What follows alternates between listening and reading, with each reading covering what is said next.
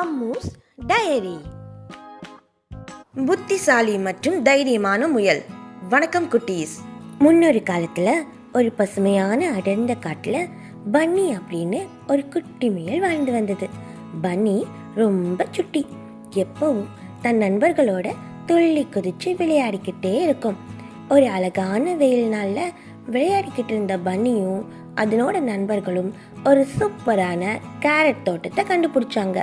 அங்கிருந்த மொறுமொறுப்பான கேரட்டுகளை எல்லாம் வயிறு ஃபுல்லாக சாப்பிட்டு சந்தோஷமாயிட்டாங்க. அப்போ திடீர்னு ஒரு பெரிய கெட்ட ஓனாய் அங்கே வந்தது. அதை பார்த்த உடனே பயந்து போன பன்னியும் அதனோட நண்பர்களும் ஓடி போய் புதருக்கு பின்னாடி ஒழிஞ்சிக்கிட்டாங்க. ஆனால் பன்னி மட்டும் பயப்படலை. உடனே ஒரு சூப்பர் ஐடியா பண்ணிச்சு. ஒரு சிங்கம் கர்ஜனை பண்ற மாதிரி பயங்கரமா சத்தம் போட்டுச்சு. அந்த சத்தத்தை கேட்டு ஒரு நிமிஷம் ஓனாயே நடுங்கி போயிடுச்சு.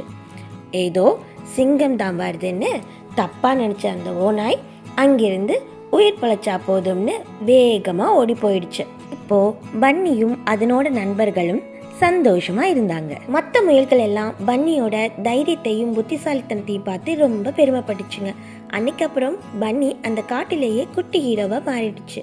என்ன குட்டீஸ், இந்த கதை உங்களுக்கு பிடிச்சிருந்தா இது போன்ற சுவாரஸ்யமான கதைகளுக்கு நம்ம சேனலை சப்ஸ்கிரைப் பண்ண மறக்காதீங்க.